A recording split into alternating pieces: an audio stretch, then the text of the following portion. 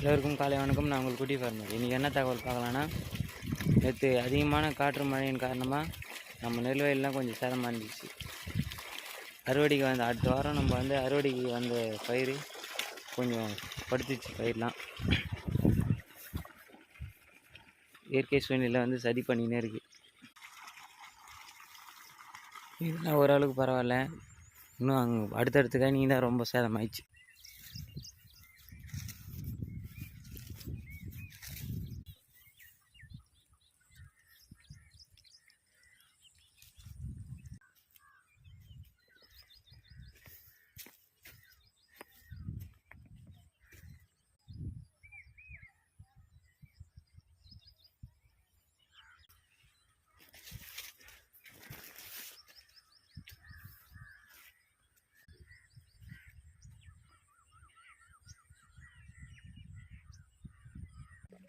இந்த இயற்கை சீற்றத்தால் நம்மளுக்கு என்னென்ன மைனஸ் பாயிண்ட்டுனா, அறுவடை பண்ணுற நேரத்தில் அதிகமாகும், அதனுடைய காஸ்ட்டும் அதிகமாகும்.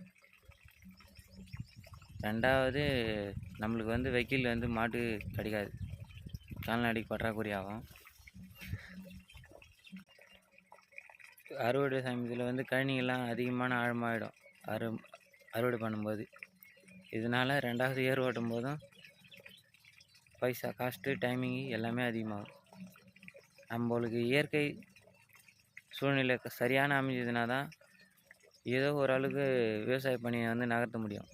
இல்லைனா அடுத்த ரொட்டேஷனுக்கு அடுத்த போகம் பயிர் வைக்கிறதுக்கே கடினமான சூழ்நிலை அமைது.